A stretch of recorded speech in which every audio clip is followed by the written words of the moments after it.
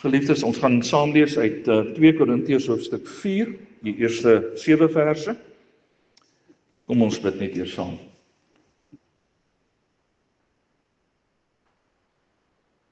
Here, ons het nie die woorde om werklik al die lof en die eer en die heerlikheid aan U toe te bring nie.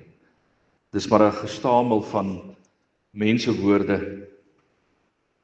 Maar Here, ons bid dat U ons harte sal raak sien. En dat U sal raak sien hoe lief ons vir U is.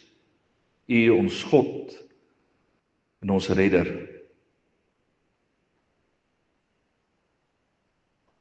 En Here, ons het 'n diep begeerte om vir U nog beter te dien.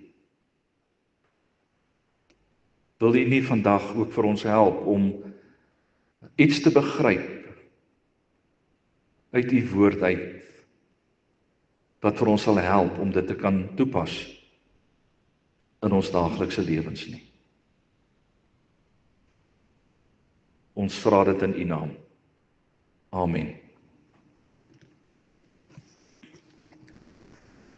2 Korintiërs 4.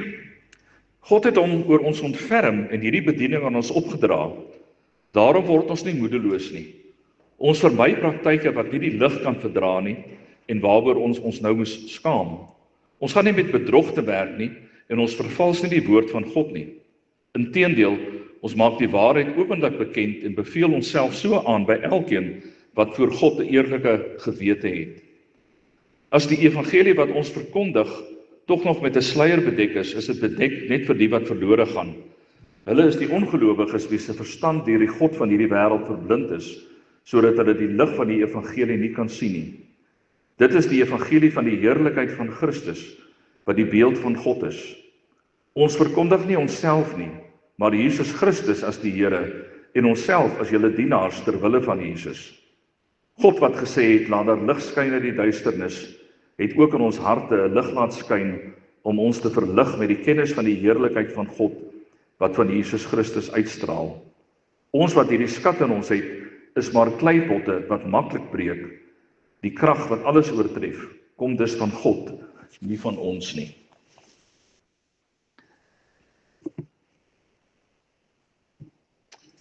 Geliefdes, 'n sekere gemeente was op stadium op soek na 'n nuwe predikant, en soos die gebruik deesdae is, het hulle geadverteer, en verskillende mense het toe nou gereageer op hierdie advertensies, en hulle moes nou op 'n kerkraadsvergadering moes hulle toe nou besluit watter van hierdie persone gaan hulle dan nou beroep as predikant. Maar op hierdie vergadering was daar een van die ouderlinge gewees, en hy het besluit om die res van die kerkraad 'n streep te trek, en hy dien toe die volgende aansoek in. Geagte kerkraadslede, ek verstaan dat julle gemeente tans vakant is, en ek wil dus vir die pos aansoek doen. Ek het baie goeie teologiese opleiding ondergaan. Ek is egter nie 'n goeie prediker nie, en soms raak mense aan die slaap terwyl ek preek. Ek is ook bekend daarvoor dat ek baie lank preek, soms tot laat in die nag.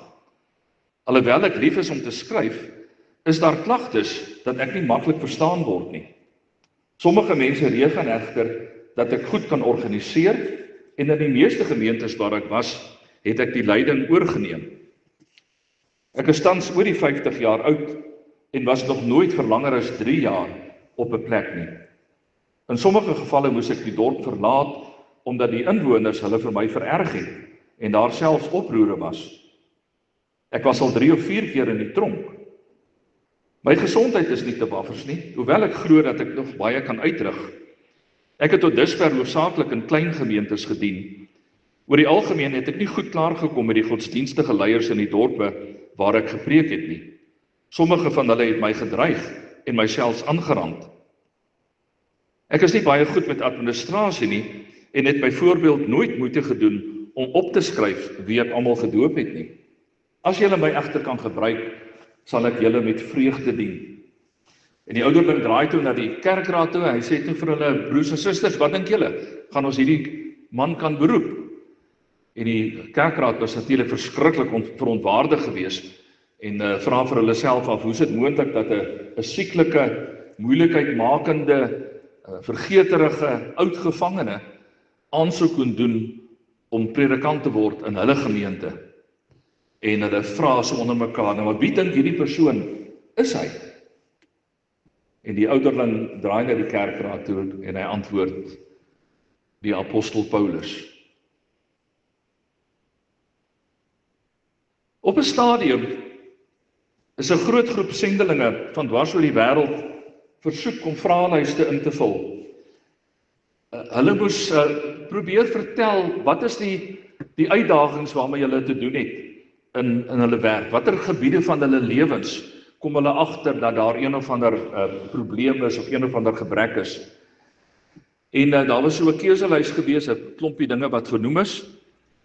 Een van die sake wat genoem is, dat hulle sê, ons het 'n behoefte aan 'n dieper geestelike lewe. Ons het 'n gebrek aan vriende met wie ons openhartig probleme kan bespreek. Ons het ervaar tydperke van depressie. Ons ervaar tydperke van twyfel, van uitputting, huweliks- of gesinsprobleme. Ons het probleme met ons verhoudings met die inheemse gelowiges en nog so 'n klomp so rits ander opsies ook. So hulle moes nou afmerk watter van hierdie is die probleme waarmee hulle eintlik te doen het. En soos wat hierdie vraelyste ingekom het een probleem uitgestaan bo enige van die ander. 'n Behoefte aan 'n dieper geestelike lewe. Nou aan die een kant laat dit mense 'n bietjie skrik, as die dominee of die sendeling sukkel met 'n dieper geestelike lewe, waar laat dit vir ons? Ons mense wat nou nie so geskool is in die Bybel soos wat die dominees is nie, en as hulle dan sukkel daarmee, hoeveel te meer gaan ons nie ook daarmee sukkel nie. En tog as 'n mens daaroor dink, is dit 'n veilige antwoord om te gee. Want wat jy eintlik besig is om te sê, is ek het 'n verhouding met die Here, maar ek verlang daarna dat hierdie verhouding nog dieper sal wees. En eintlik is dit 'n goeie ding om na te verlang. Ek het dit ook gebid, nou voor ons met die preek begin het, dat ons regtig 'n behoefte het aan om die Here nog beter te dien. So dis eintlik 'n veilige antwoord.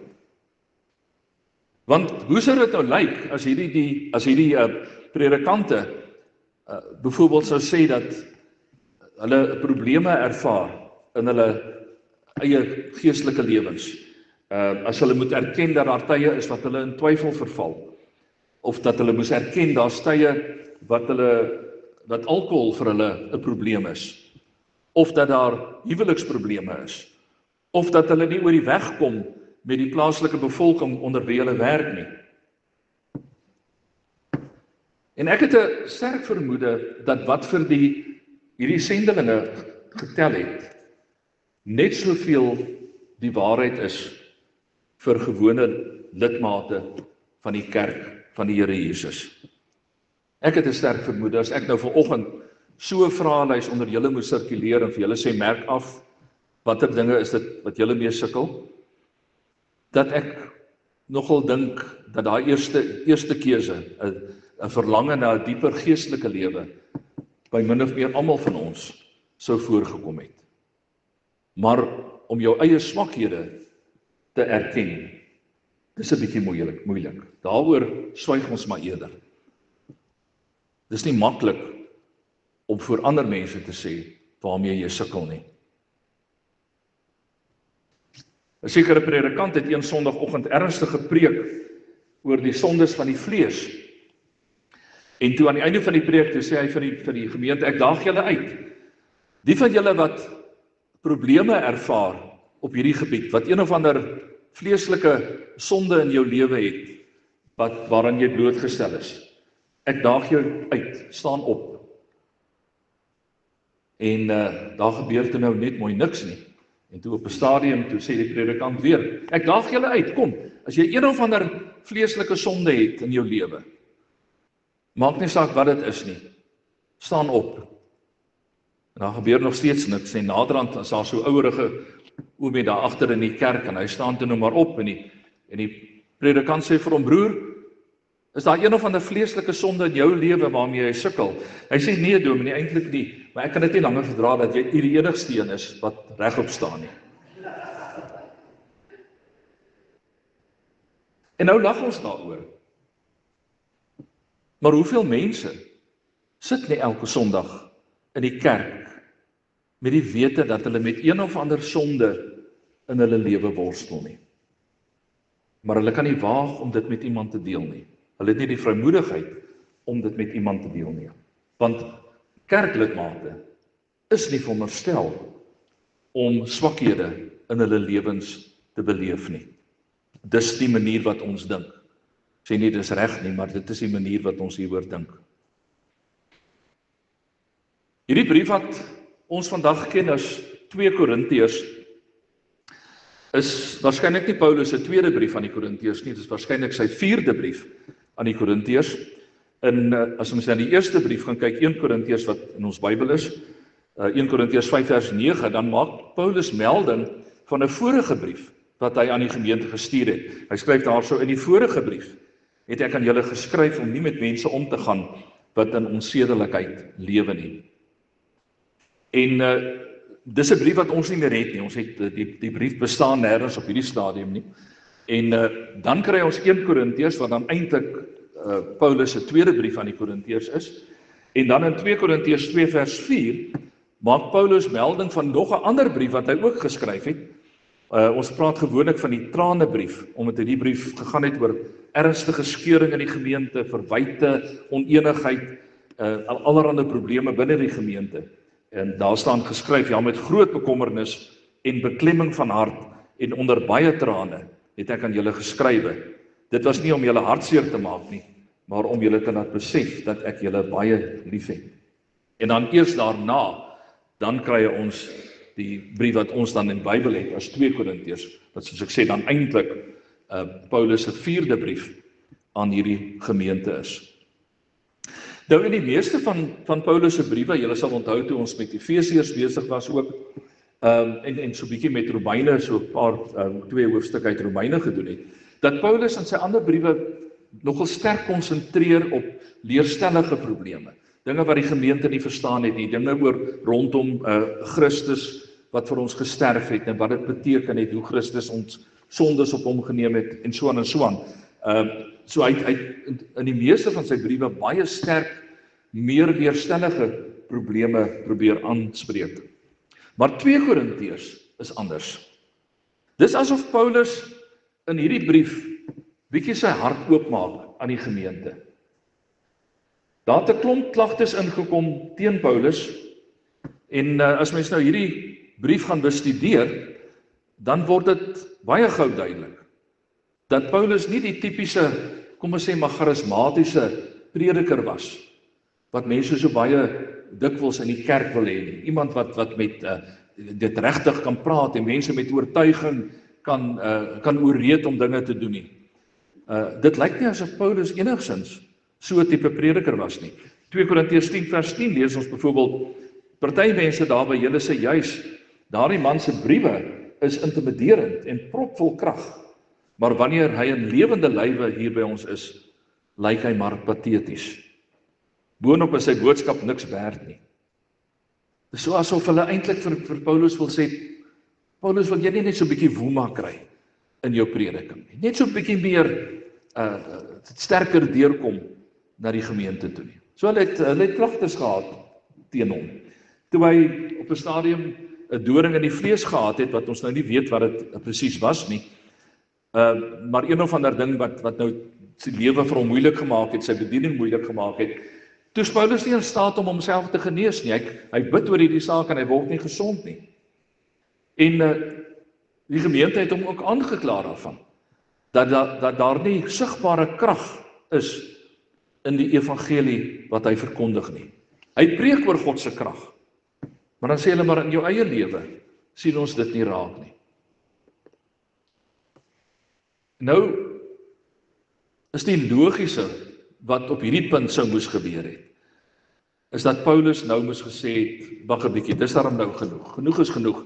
En nou gaan ek vir julle vertel oor die krag van die Here in my lewe, en dat Paulus dan sou uitgewy het oor al die wonderlike dinge wat die Here in sy lewe gedoen het, waardeur hy dan bewys dat al die aanklagte wat teen hom gerig is, nie die waarheid is nie. Hy sou waarskynlik 'n klomp voorbeelde kon genoem het van hoe die krag van die Here in sy lewe teenwoordig is en wonderwerke wat hy al verrig het. Maar dis mos presies wat ek en jy sou gedoen het. As iemand na ons toe sou gekom het en sulke aanklagte teen ons gemaak het, is ons eerste reaksie om jouself te verdedig. Want niemand van ons gaan dit vat dat iemand vir jou sê jy's 'n patetiese swakkeling nie. Maar hoor 'n bietjie wat doen Paulus.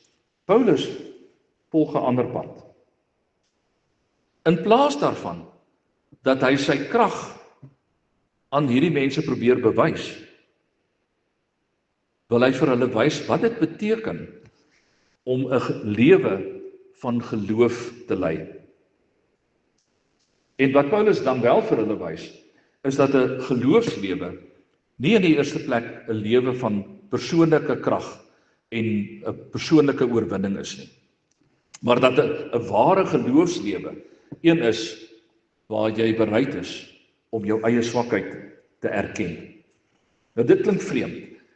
En tog is daar geen boek in die Bybel waar daar so eerlik gekyk word na die swakheid van die gelowige as juis 2 Korintiërs nie. Nou as jy nou die boek sou deurlees van voor tot agter en jy vat 'n pen en jy merk sekere woorde, dan gaan jy agterkom dat woorde soos swak of swakkeling 8 keer in hierdie brief gebruik word. Om te dien word 18 keer gebruik. Om te lei word 9 keer gebruik. Moeilikheid 8 keer.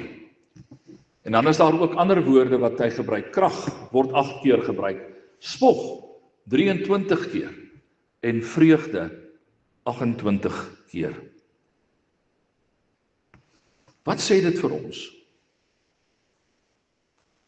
Dit sê vir ons dat Paulus sy eie swakheid op 'n ander manier beoordeel as wat ons geneig is om te doen. Paulus se oënskynlike swakheid is iets om oor te spog en dit lei vir hom tot vreugde.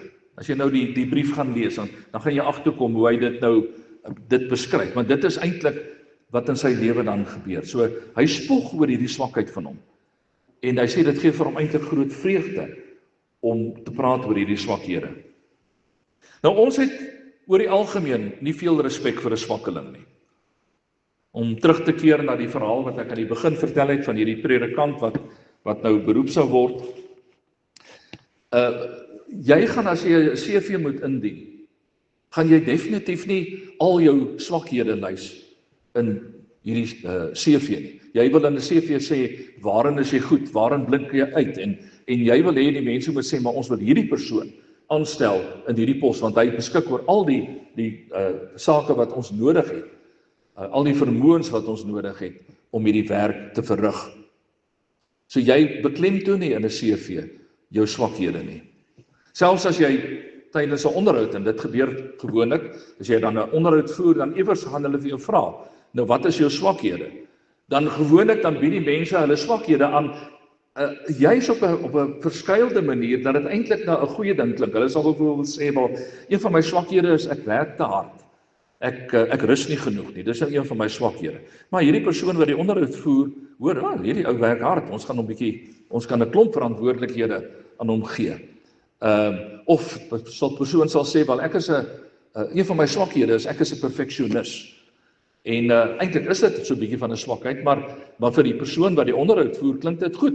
As ons vir hierdie oue werk gee, dan gaan hy dit goed doen, want hy's 'n perfeksionis. Daar's natuurlik mense wat heeldag en aldag vir jou sal vertel hoe sleg hulle is. Mense wat eintlik in hulle eie oë niks goeds kan doen nie. Hulle vertel net heeltyd, hulle is eintlik nou maar in hulle op 'n kontrak. Hulle kan niks regtig goed doen nie. Ek dink ons almal ken dalk sulke mense.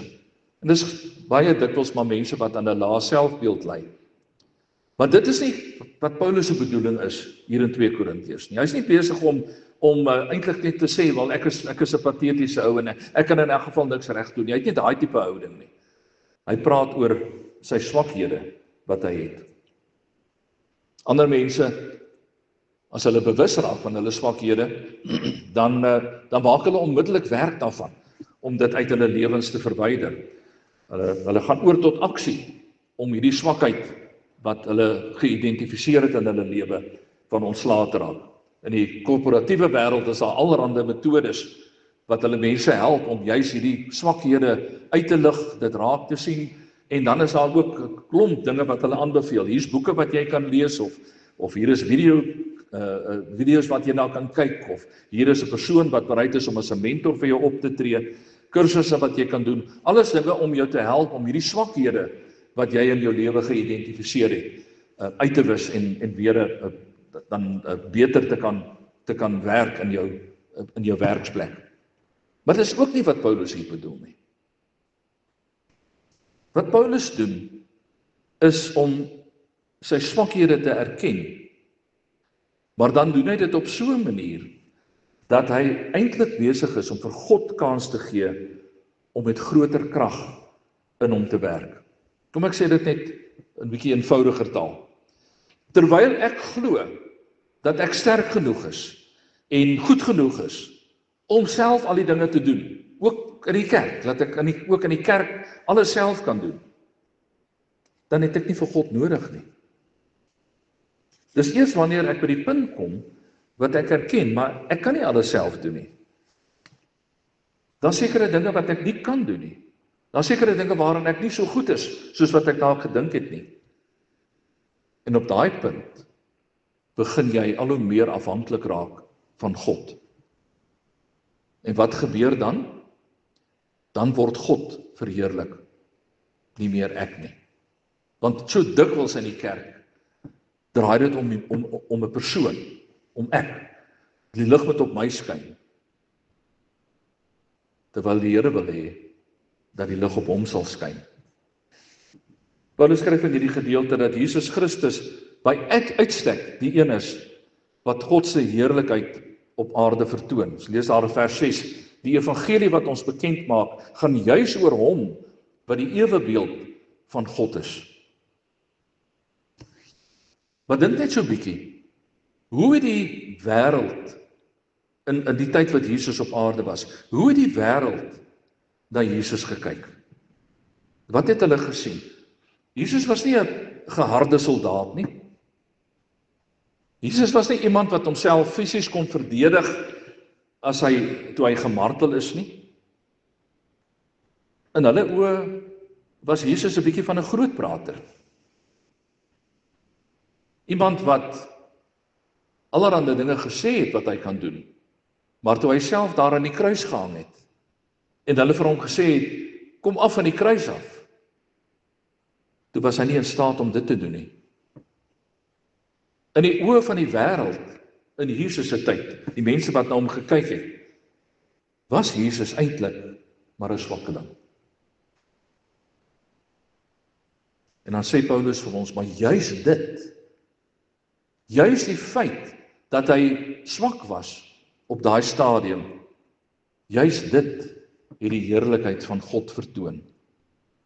Want Jesus was bereid gewees om die volle pad van vernedering en lyding te loop ter wille van ons. Soos 'n lam wat na die slagpale gelei word, so is Jesus na die kruis toe gelei, sodat hy daar vir ons kon sterf. Paulus skryf in Filippense 2 vers 7 en 8, daarom het hy homself leeg gemaak van al sy goddelike eer. Toe het hy die voorkoms en leefwyse van 'n slaaf vir homself uitgesoek. Hy het net soos ander mense gelyk. Terwyl hy in hierdie menslike voorkoms was, het hy homself verneder deur nog onbelangriker te word. Hy was tot in die dood toe gehoorsaam aan God, die dood daar aan die kruis. Ek dink onder baie kerklidmate bestaan daar nog steeds iets van hierdie siening wat hierdie lidmate in Korintiërs gehad het, van as jy nou sê dat jy 'n Christen is, dan moet jy sterk wees, jy kan sterk standpunt inneem vir dinge. Daar moet nie swakhede in jou mondering wees nie. Jy moet iemand wees wat in krag en in heerlikheid kan leef. En nou sê Paulus presies die teenoorgestelde. Wie vir Christus kies, loop dieselfde pad wat Jesus geloop het. Juis sodat God se heerlikheid in die wêreld vertoon kan word. As jy Jesus wil volg, dan volg jy hom met 'n kruis oor jou skouer. Jy volg vir Jesus in swakheid. Kyk weer wat Paulus hieroor sê. Hy skryf later in hoofstuk 12 vers 9 en 10 dat die Here vir hom gesê het: my genade is oorgenoeg vir jou. Dit is al wat jy nodig het. My krag is juis effektief in sulke swakheid. En dan gaan Paulus voort: dit het my geleer om vreugdevol te spog oor al my swakhede. Op hierdie manier is die krag van Christus aan die werk in my lewe. Nou geniet ek dit om swak te wees ter wille van Christus, te midde van beledigings, moeilikhede en hopelose situasies. Want as ek swak en weerloos is ek sterk in die Here. Paulus spog, maar hy spog nie oor sy krag nie. Paulus spog eintlik oor sy swakheid. Want hy sê, as ek praat oor my swakheid, as ek swak is in die Here, dan verskuif die fokus weg van my af en dit skuif na God toe, waar dit hoort. God se krag en God se heerlikheid kom dan juis na vore te midde van Paulus se swakheid. En nou weet ek, vir ons is dit nie altyd so maklik om te begryp nie. Ek lees op die omslag van 'n boek van 'n sekere Christenskrywer dat die volgende daar geskryf staan. Ek vertaal dit sommer so vrylik in Afrikaans. Die boekie sê, die skrywer gee aan jou 10 eenvoudige beginsels om jou meer selfvertroue te gee. 3 onbetwiste geheime om jou uithou vermoë op te bou. 13 werklike voorbeelde van hoe die krag van gebed mense in nood gehelp het. 4 woorde wat sukses waarborg. 5 metodes wat deur suksesvolle mans aangewend word om nederlae te voorkom. 'n 8-punt geestelike genesingsformule en 'n 10-punt handleiding tot gewildheid. Ek wonder of Paulus sy stempel van goedkeuring op hierdie boek sou geplaas het. Want in Paulus se denke is daar nie sulke kitsoplossings nie. Daar's nie kitsmetodes om van jou skielik 'n dinamiese leier te maak wat met krag en met heerlikheid optree nie. Al waaroor dit gaan vir Paulus is om die Here te dien. En waar die Here opreg gedien word, daar sal swakheid en lyding en selfverloning die enigste pad wees wat geloop word. Nou geliefdes, moenie my verkeerd verstaan nie. Om in swakheid die Here te dien, beteken nie dat jy 'n swakkeling is nie. Ver daarvan af. Niemand sal vir my oortuig dat Paulus 'n swakkeling was nie. Inteendeel, Paulus het vreesloos opgestaan as hy die evangelie verkondig het. Ten spyte van enige ding wat gesê is, ten spyte van enige dreigement wat teen hom gerig is, het hy opgestaan en hy het voortgegaan om die evangelie van die Here Jesus te verkondig.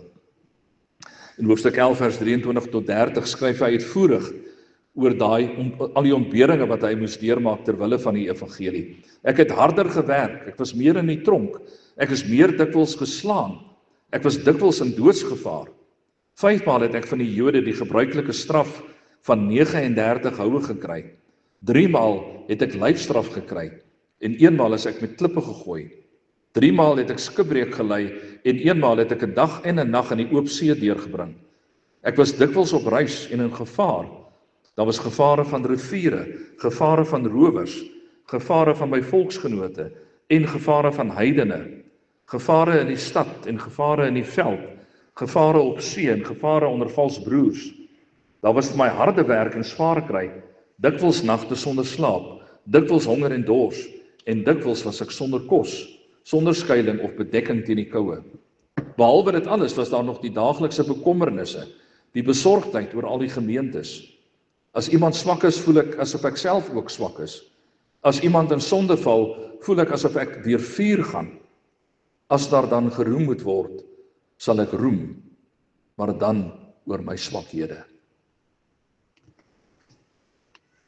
Broer en suster, dis nie die woorde van 'n swakkeling nie.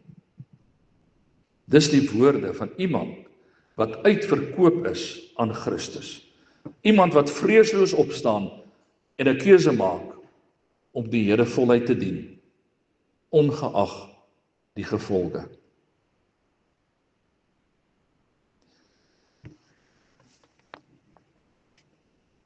Die Here is nie op soek na 'n klomp geloofsreuse nie. Die Here is op soek na mense wat bereid is om te sê, ek is swak, ek kan nie hierdie ding doen nie. Ek is nie eintlik in staat om dit te doen nie. Mense wat daarom volledig afhanklik is van die Here. Hy is op soek na mense wat uitverkoop is aan Jesus Christus. Mense soos ek en jy, gewone mense, wat daagliks voortgaan om God in ons swakheid te dien en hom te verheerlik. Geliefdes, met sulke mense kan die Here die wêreld verander. Amen. Here, dankie dat ons vanoggend ook 'n stukkie gerusstelling kan ervaar. En Here, U ken ons gedagtes. Miskien het iemand ook gesit en dink aan situasies in hulle eie lewens wat nie perfek is nie. Mense wat bewus geraak het van swakhede in hulle lewens. Maar dankie Here dat U nie net ten spyte van nie, maar dalk juis as gevolg daarvan ons nog beter kan gebruik.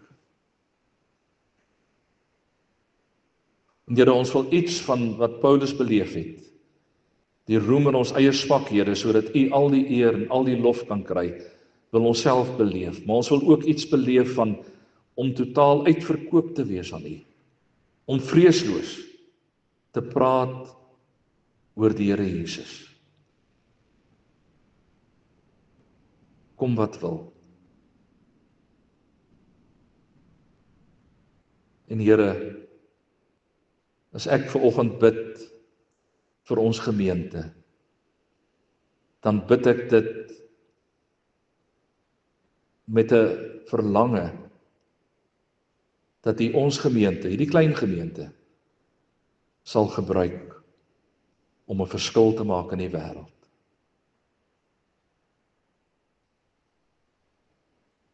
Ons bid dit in U naam. Amen.